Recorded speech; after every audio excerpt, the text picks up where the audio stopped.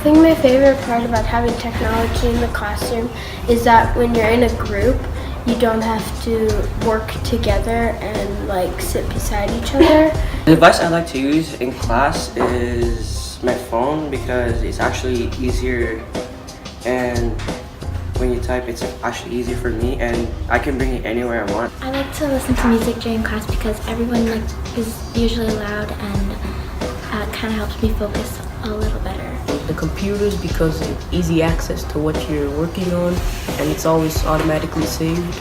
I like using Google Docs on the computer because it helps me finish my projects way faster. I work with lots of people who have phones, so then one person could use the computer and one person could use the phone. I really like having technology in the room because for me, I can't always read my writing, so typing makes it a lot easier. Isn't it amazing how we can learn from our students when we take the time to ask them a few questions? As teachers, we're constantly asking ourselves how we can improve our classrooms and the way we deliver our content to our students. The funny thing is though, we often forget that the answers are usually sitting right in front of us. When it comes to technology in schools, who better to ask than the people who have grown up with it since day one, our very own students. I enjoy using technology in class because it helps me to just quickly look something up if I don't understand like a word, and also I can do it at home because it's on my account and I don't have an excuse that I left my homework at home. Throughout this semester in our ECI834 class, we explored many topics relating to how we can implement blended learning in our classrooms. When we first started out, I had no idea what blended learning even meant, let alone what it entailed and what it typically would look like in a classroom. Although I'm still tying the knots on some of these smaller details, I have a much more clear understanding of what type of work and preparation goes into creating a teaching and learning environment that brings together digital and online tools with real-life, face-to-face interactions and support. Interestingly enough, I found that the more I learned about blended learning, the more I realized that I have not only been exposed to these environments already, but have actually participated in them as well. Alec and Katya's class is a prime example of what an online class should be like and what online community building is all about.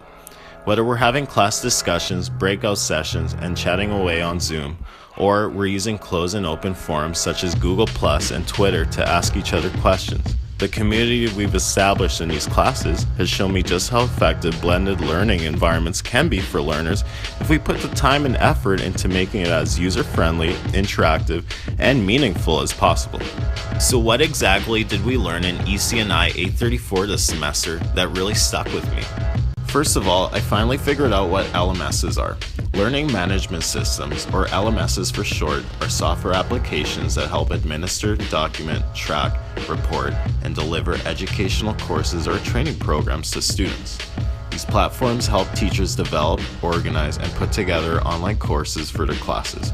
If you've ever taken an online course of any type, chances are you've already worked your way around an LMS platform such as Google Classroom, Moodle, Canvas, or Blackboard.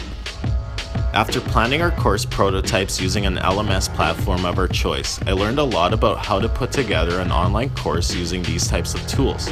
Not only did we put everything we learned in class to use, I am now a lot more comfortable and inclined to actually utilizing these tools in my own classroom. Secondly, I got familiar with a wide range of digital tools that I don't often use. Throughout the semester, we were given walkthroughs on how to use a variety of different LMS platforms. We explored examples of different types of course modules, blogs, and Creative Commons resource banks, and we were also shown how to use content creating software and tools.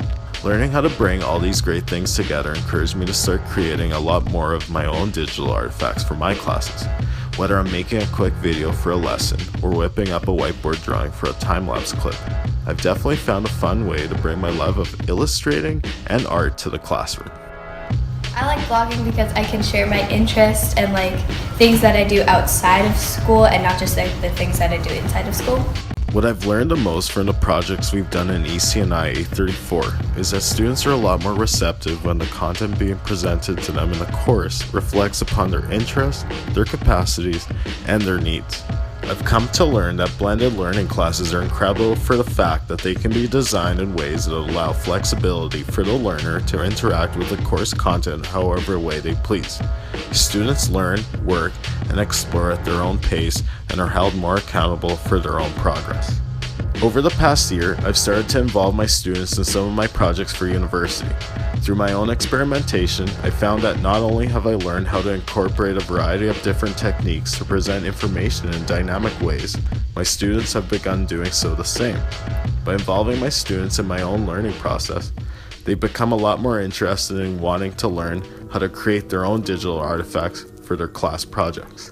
This is what led Roxanne, Jamie, and I to create a course prototype revolving around the idea of teaching kids how to use tools to create their own digital artifacts in fun and creative ways. Kids love using technology in a class, so why not teach them how to use it in fun and educational ways? I like using Google Readwrite because it's easier for me to read and write, and I have like a translator, so if I know an English word how to spell it, but I don't know how to use it in French and I don't want to like find a dictionary app, I can just use that, type it in, and it already finds it for me.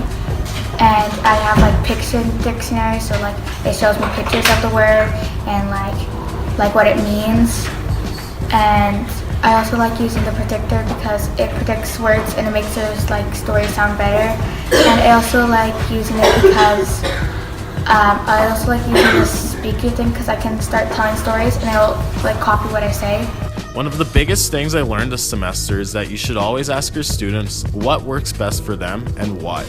Although devices can easily become distractions, finding the right balance and setting up ground rules and protocol are necessary if we want to use these things to their full potential.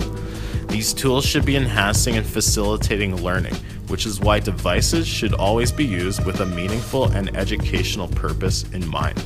Asking my students why they enjoy using technology in a classroom gave way to some very useful information about what they require as learners. When planning for my own blended learning classes in the future, I'll be sure to ask my students for guidance, as we're guaranteed to gain some useful insight on ways we can use technology to its full potential in relation to ways kids use these tools in the first place. I enjoy technology in the classroom because it can help you with your work, because you have two things, like the computer and your phone. I enjoy using technology in the classroom because it's more portable. I enjoy using technology in the classroom because I like using the Google apps like Google Docs, because then you can work on there and it's saved without actually having to do anything, and you can always come back and work on it later. I enjoy using technology in the classroom because it helps you get your information back if you lose it, like on Google Slides or Google Docs. I enjoy using technology in the classroom because you can work on apps like Google Docs, and if you're working with a partner, then you don't have to switch off pieces of paper. You can just send the Google Doc to them and you can work on it together. I enjoy technology in the classroom because I can have a whole bunch of my classmates and everyone to help me to do my work, and I can help other people on the internet as well. I enjoy having technology in the classroom because I can put a lot of my work on Google Docs and all of the Google apps, and it's really easy to have it work on it at home and at school. I enjoy technology in the classroom because it can help me for French, because it can sometimes help you translate some words to French. I enjoy having technology in the classroom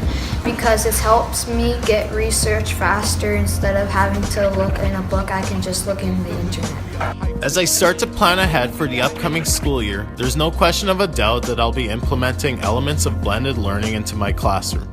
Seeing how much fun it is to create my own artifacts, I'm looking forward to finding new and exciting ways to teach my students.